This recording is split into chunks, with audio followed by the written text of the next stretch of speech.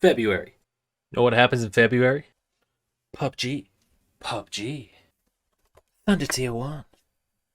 Wait, what? What's up? What's good? What's cracking? Welcome back to another APAC monthly roundup, which I'm going to describe as mildly delayed, but there's very good reason for that, which we're going to get into as we head into some of the more interesting tournaments that were going on in the month of February and the beginning of March this year. Some of the topics we covered in last month's episode, such as OCE and the mass exodus of players to North America, have had some interesting revelations coming up in the early weeks of February and into March. So let's have a look at some of the key names that we covered last month.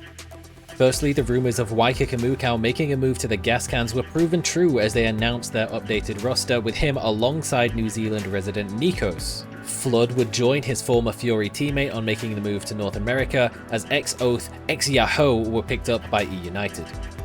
Mirage Flare made a move over to North America as well, signing along with Dodge, as well as Jumbi making the move over to 303 Esports. But it wasn't only players moving to NA, as there was some internal movements as well. As a familiar face to any long-time residents of OCE, the Charm Farmers made a return, picking up the roster of Tough Nation Gaming. And Team Bliss's recent signing of Linksy stepped down to pursue a scholarship in university. Not long after that, Team Bliss announced his replacement in Mirage Flare, making a glorious return after his very brief stint in NA. Maybe after that 6th place in the ESL Masters, he just wanted to get out of Dodge?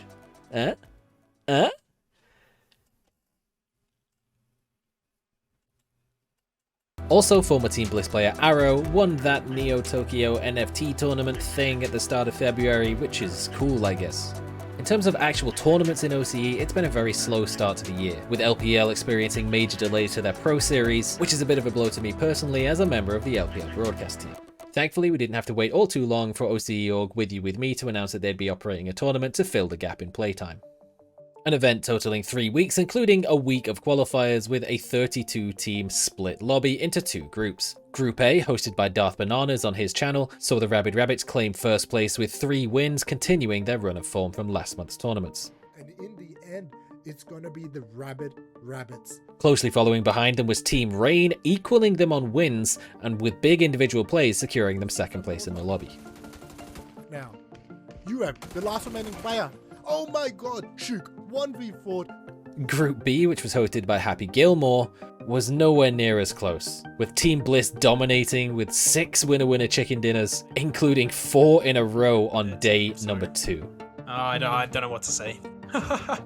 15 kills from Bliss again. Holy. That's just another game.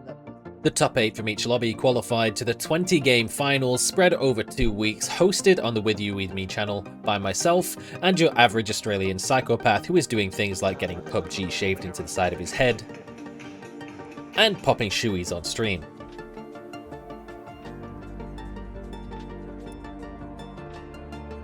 Full commitment, full commitment. Even the dribble down the cheek. Love to see that.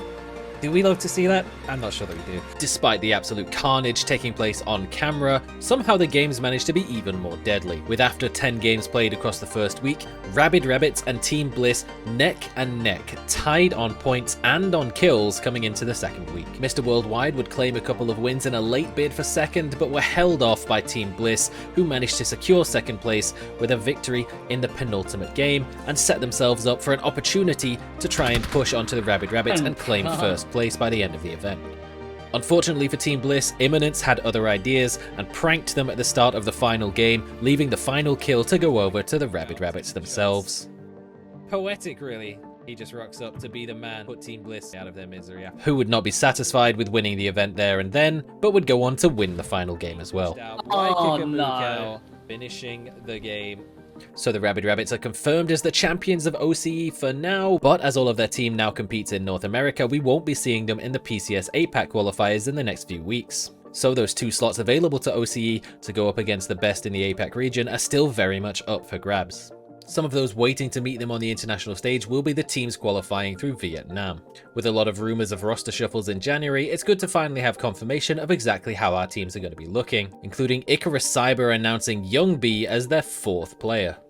Rumours that Sapao would be taking that spot were proven incorrect as he made the move to BN United alongside Vietnam's Summer Series 2021 MVP Clories, previously of Gamehome. BN waved goodbye to Dr. Logi and Godace, currently still teamless. But their new roster is definitely looking like the new real Vietnamese super team, where the competition for the top spot will be fierce. With New Generation Esports signing IQ 500 Neilty and Fergus to join alongside Vanji, we thankfully wouldn't have to wait too long to get a bit of a preview of how these rosters are all going to be shaping up against each other, as the WD Black Vietnam Open Series was announced and would feature all of the freshly shuffled rosters going head to head with a 32-team brawl to qualify for the finals. Group A was perhaps predictably dominated by the new-look BN United and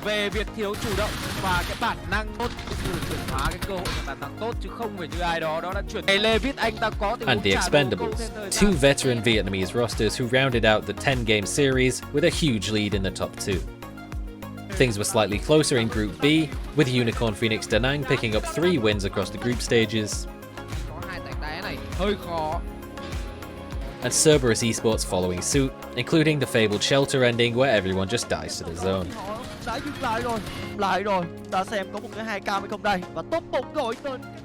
New Generation Esports edged out the competition for 3rd place but was unable to pick up a win. Fortunately, their luck turned around as they headed into the finals, picking up an early win, but the opposition was just as quick to react, with BN United picking up back-to-back wins, and Cerberus taking 2 wins later on. On the same day, BN United bagged an additional 2 wins, leaving them tied with New Generation Esports at the start of the final game. New Generation Esports' consistent placements, only having placed outside of the top 6 once across the entire duration of the finals, and fragging abilities was enough to secure them the 1st place over some very tough competition, including Luxurious Esports, who failed to secure a win but fragged impressively well, especially the overall finals MVP NBK, who finished with an impressive 3.1 KDA and well over 400 average damage per round.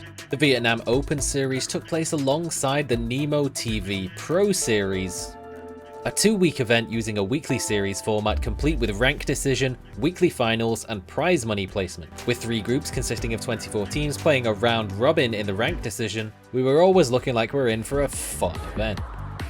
The rank decision for week 1 went pretty much as expected, although New Generation Esports, the Expendables, and Luxurious struggled compared to the expectation after their performance in the Vietnam Open.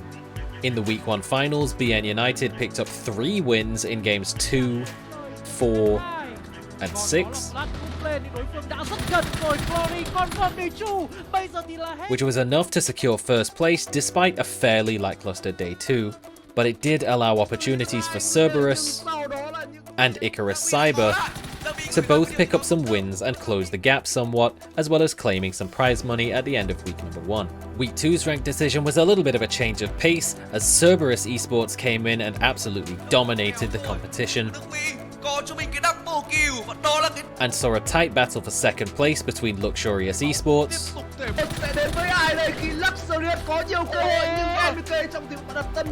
and surprising contenders in the top 3 in the form of Sky Esports,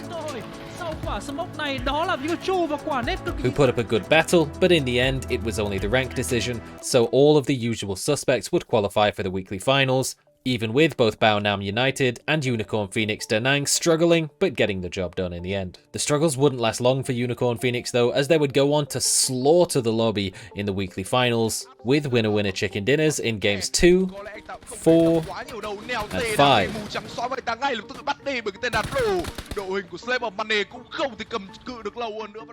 And 8. Genius number 1 and New Generation Esports would round out the top 4 alongside Icarus Cyber, who would be the only team to place in the prize money in both of the weekly finals. This would leave the final prize money standings after 2 weeks with Unicorn Phoenix, BN United, Icarus, and Cerberus taking the top 4 spots and the direct qualifications to the Vietnam Series, with Cerberus taking the tiebreaker over Genius number 1 with 4 winner-winner chicken dinners across the duration of the 2 weekly finals.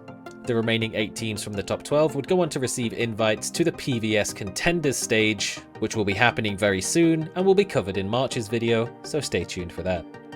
Over in Thailand, very quickly after the Leo January series, we saw another event in the Logitech Pro Invitational, where 16 of the top teams invited participated in the classic, clean, clinical style that everyone's come to expect of APAC.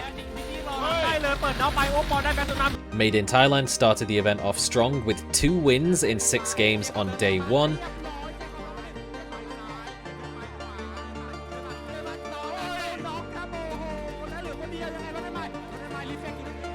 And securing a 3rd on day number 2 as well. Their progress slowed quite significantly though, as Buriram United's stand-ins Teraton 5 came in and picked up 3 wins in very quick succession, adopting the classic Buriram Thunder Castle celebration, and leaving us with a very confusing graphic. In the end though, it was Magic Esports who had been quietly consistent throughout the entire event and held a solid lead in points, and secured themselves first place in the event with a victory in the very final game.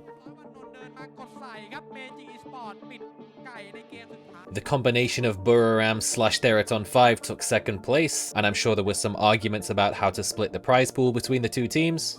And Daytrade stole 3rd place away from Made in Thailand by only a single point after 2 consecutive wins in games 3 and 4 on the very final day.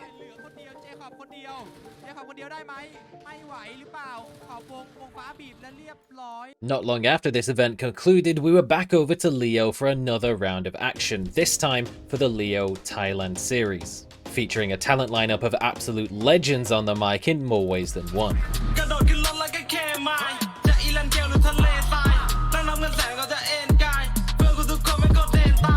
The Thailand Series is a mammoth event, 5 game days a week for 3 weeks, 60 game series, and at the end of it all, 3 direct invite slots to PCS6 APAC for the top contenders.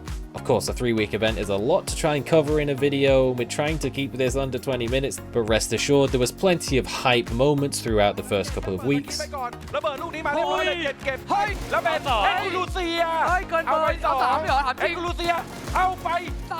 As well as a lot of Thailand being Thailand.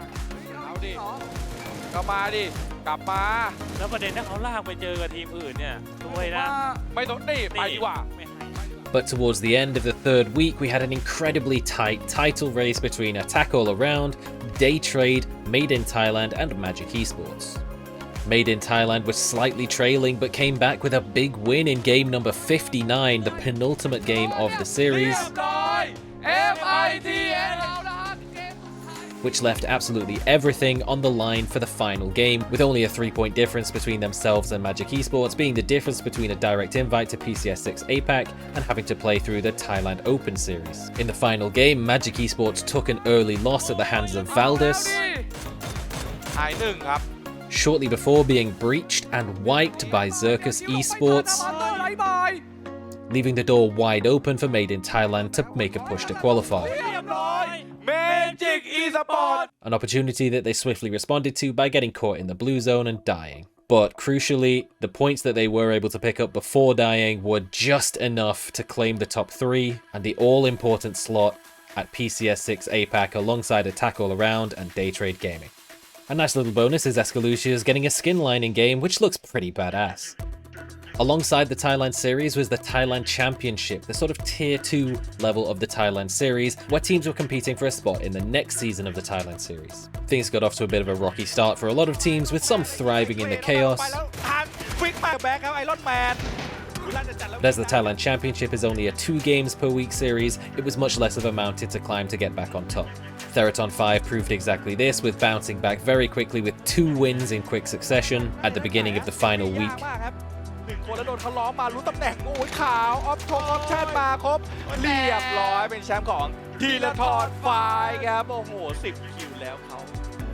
Which was enough to claim first place coming into the very final day of the event. From there, they rode the momentum to a convincing 60-point lead at the top of the standings and qualified to the next season of the PUBG Thailand Series alongside the 4 other teams, who coincidentally are the same 4 teams who were relegated from the previous Thailand Series, including the 2-time champions Purple Mood. Soon after this video drops, the PUBG Thailand Open Series will be going live with the 2 final remaining spots for Thailand in PCS APAC, and there's plenty of teams to look out for there as well, including Magic Esports, who were so close to qualifying but denied by Made in Thailand, Theraton 5, who dominated in the championship, and of course Buriram United, the 2-time champions of PCS APAC in the past. But with the news that Godmeow will be taking a hiatus from competing and will not be taking part in the Open Series for Buriram, things are potentially looking a little more worrisome. But in less upsetting news for APAC, the Challenger Rumble Season 3 has been announced, featuring a qualifier stage open to teams from Malaysia, Singapore, Indonesia and the Philippines, as well as 3 invited teams: Indonesia's Team Extraordinaire and Alter Ego, previously Eagles 365, and the Philippines' Archangel Predator. It's been a quiet couple of months for teams from these countries, so it's great to see them back on the stage and competing for 4 slots in PCS 6. With this already being 2 weeks into March, there'll be plenty of tournaments on to look out for across all of the regions covered in this video. If you are interested in keeping up with the teams listed in this video and more, then I absolutely recommend you follow the channels that I will link in the description below and can keep up with the events live in real time as they happen, or alternatively you can just hit the subscribe button and come back in a couple of weeks when we put together a rundown for all of the events that will be happening in the next couple of weeks in the run up to PCS 6. Until then, this has been another APAC monthly rundown with me, Saga. Thank you for watching, and I will see you next time.